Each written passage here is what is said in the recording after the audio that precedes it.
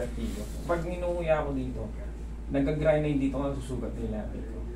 Tapos dito, okay naman. Ngayon, one time kasi last week, nagaganon ako. Ay, may tumunog dito. Nawala yung dating gusto ko lagi ako nakaganon. Gusto ko lagi tinitigas ko yung ano ko. Tapos lately last week, yung vertigo naman yung nagano sa akin. Kaya naman natin yan, kaya natin yung vertigo yun. Pero yung ngipin mo, sir, hindi talaga siya proportion. Kasi, yan ang hindi ko kaya kasi nakaangat. Alam mo yung, may kanya-kanya kasi tayong tubo ng ngipin. May maliliit na ngipin, may malaking ngipin. Merong underbite, merong overbite, may mga pangil. Yung sa'yo kasi, pag ipinakorek mo yung ngipin na yan, ano mag-aayos niyan? Yung brace, pinakamagandang magsasalansan yan. Ilulubog niyan dito mo. Pero yung dito, kung Joe talagang may problem sa'yo, pag kumakain ka ba, sumasakit siya. Nung one time siya, masasakit, tapos parang may nag-grind dito usually. Kasi lagi ako dito, lagi nangunguya eh. Hindi ko kasi manguya ito dahil nga, minsan, masusugat ko yung ano ko. Natatama yung gilagid mo rito? Dito. Ganga. Okay, Sara. Isa pang malaking nga. Sara. Walang masakit. Wala. Okay yung ano mo. Okay yung jaw mo. Malamang sa vertigo na lang tayo mag-inom. Kasi yung jaw, once na inainganga mo ng maayos yan, nakakakain ka, walang masakit. Huwag natin baguhin. Kasi pag binago natin yan, lalagutok yan eh. Baka mangawit ka, sabi mo sa akin, balik na lang natin sa dati. Walang problema yung jaw mo. Nakakaganon ka. Wala masakit. Good yan. Sa vertigo tayo mag-focus. Okay dito. Yung dito mo kasi idol, yung sabi mo nga, yung ngipin mo kasi hindi siya pantay talaga. Hindi talaga pantay. Kaya nga sabi ko, parang hindi pantay yung ano. Oo. Kaya akala ka tabi niya yung ano ka. Tignan mo yung ngipin niya, di ba? Hindi. Sa akin, maganda yung ngipin ko, nilagyan ko lang ng ano, kasi mayroong siwang. Pero yung bite ng sa akin, sakto yung tugma. Kumbaga, nakakagat ko sa'yo. Ganun yung sa'yo, hindi, okay na mo, malalim yung isa. Malalim nga. Iyon ang pinagkaiba ng ano. Kaya may posibilidad na masumabit-sabit yung ano mo. Pero, pag walang masakit talaga sa jaw, wag natin pakailangan. Okay? Kasi, magsisisi ka, baka sabihin mo, parang nangalay ako, master. Balik mo lang sa dati, mas gusto ko yung gano'n. Kaya hindi lahat ina-adjust. Depende sa assessment. Pero kung talaga may nangangalay ka dyan, yari ka sa akin, adjust ko yan. Pero kung wala, nakakapul, wala, good yan. Relax lang. Dito tayo sa vertigo. Ang vertigo naman, paliwanag ko lang sa inyo, baka bago kayo nanonood, nahihilo, parang lula. Pag umiga, may hilo. Pag tumayo naman, parang pili mo maano ka. Yan ang vertigo. Tapos idol, pag tatakpang ko yung tenga ko na matagal. Tapos biglang mawawala. Lalakad ako ng may atake vertigo. Lalakad ako. Yan. Wala yan. Tapos biglang, hindi naman sobrang hilo talaga na maano. Ano lang yung parang medyo lula. Lula, vertigo. susway ako na. Yun ang vertigo, lula. Tapos minsan kapag matagal ka nakaganon, tapos biglang doon mag-ano. Alam mo bakit? Naiipit yung mga artery natin dito. Yun ang vertigo. Pero pag naayos ko na yung dito mo, malalaman mo yan pag humiga ka eh. Higa ka nga. Higa ka. Kahit saan. Yan. Hilo ka. Hindi ako yan. Tagilid. Hindi ka severe. Hindi. Yan, medyo mayroon ka.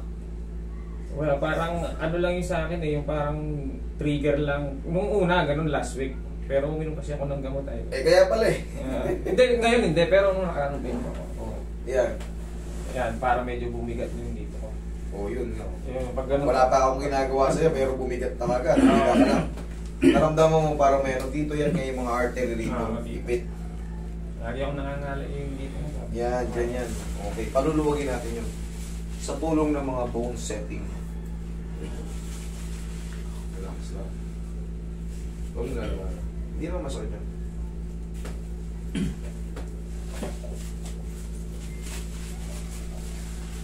One more.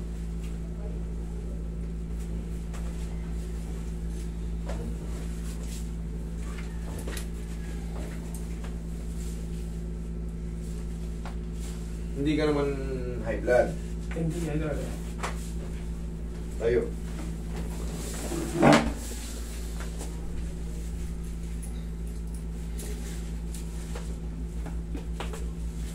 Shoot mo yung daliri mo. Yan. Ito, mga adjustments. Ano. Relax lang.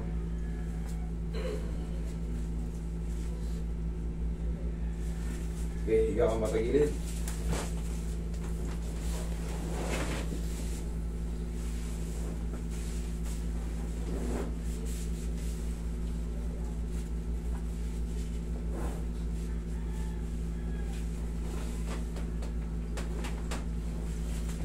Kabilang side.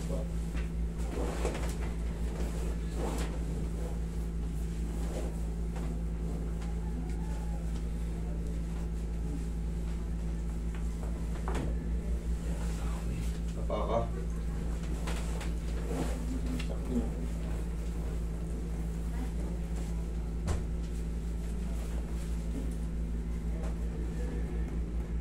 Pag sumakit yung ngipin mo, pa-check mo yung ano, may mga sira yung ngipin mo ng konti sa pagang eh.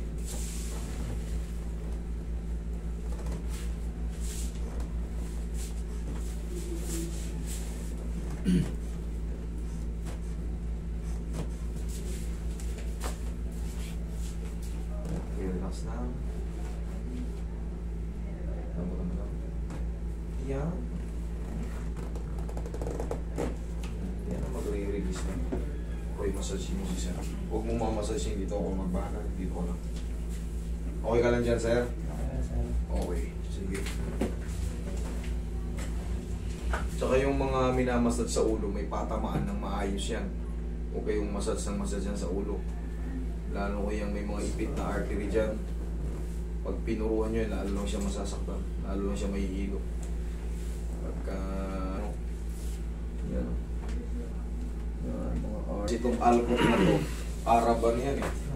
Tihaya. Arab pa yan, bilihan ng mga damit na tihaya. Tihaya. Iya. Tihaya. Tihaya? Iya. Talito na siya. Yan ang tihaya. Yan, relax ka lang muna. Ito yung pang-decompress talaga. Pampalaya ng mga artery. Sa cervical, C1, C2. Okay, relax na. Inhale. Exhale. Naramdaman mo yun? Yan, dyan ka lang muna. Kanda tayo. Hayaan mo lang munang sumingaw muna dyan. Kasi possible na mahilo ka pag biglaan tayo. Pag na-decompress yan, maaaring may reaction dahil gumulong, nag-circulate yung blood at yung oxygen. So, kailangan mo muna mag-relax naman in a few seconds lang. Tapos, pupo. Yan, relax na muna dyan. Hayaan mo lang munang damhin yung adjustment. Tapos sa mga bagong therapies, tandaan nyo, eto, tamang-tama. Medyo walang buhok si sir. Ito, itong part na to, para alam nyo rin, para hindi kayo makakadisgrasya. Itong part na to, huwag nyo itong imamassage. Yan o. Yan. Dito lang tayo. Ito lang lalo kung bago kang therapies. Kasi pag minassage mo yan, kaya masakit ulo mo, lalo lang sasakit. Direct to the brain yan. Yan yung sa boxing, di ba, don't punch behind the head. Yan yun. Pag sinuntok ko to rito, blackout yan. Pero dito, suntukin ko to rito, wala. Ito yun. Yan yung trigger point na ano. Talagang mag-blackout ka dyan.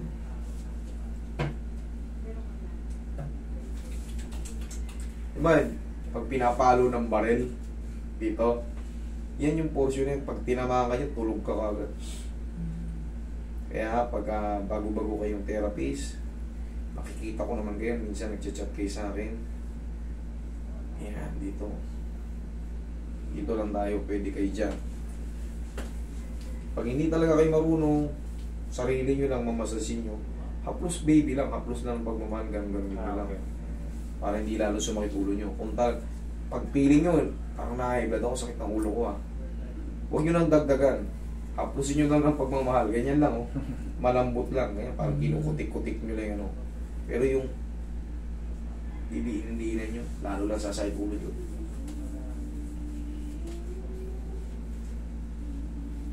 Tinuturo ko to kasi delikado sa mga hindi marurunong.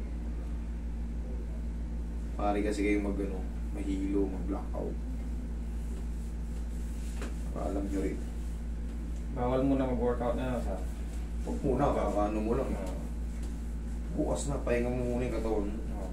Siyempre, para ka lang naman yan, tinerapi ka, siyempre. Under pa kita ng kumbaga, kinarati ko yung katawan mo.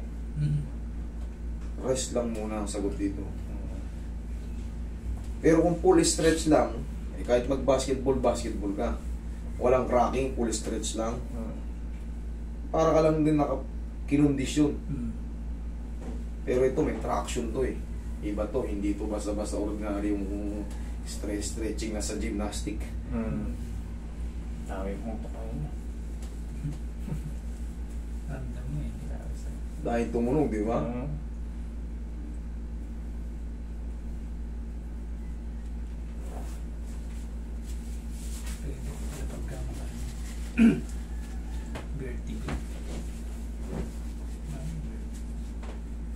Vertigo na ngayon yan.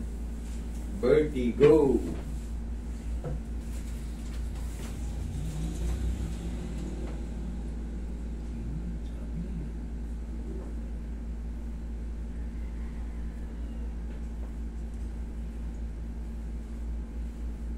Sarap pala pag walang buhok, mag-massage. Umudulas lang.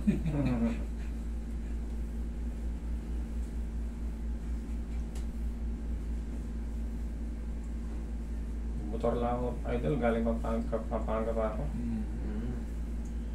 Malapit-lapit lang yan. Mga 2 oras. Tagalubaw. Pag big bike ka, mabilis lang. Diyan lang ako sa may San Simon. Ay, mas malapit. Ako, dun pa ako sa Lubao Lubaw ka? Papuntang Bataan ako. Bago magbataan, dun ang lugar na may misis ko. Pero ako dito, ako lumaki. Hindi pala lumaki, tumapang na lang. Okay, sir. Okay. Thank you. Sige. Thank you, Ikaw ba? Uncle. Tingnan mo. Okay na. Okay na. Libre.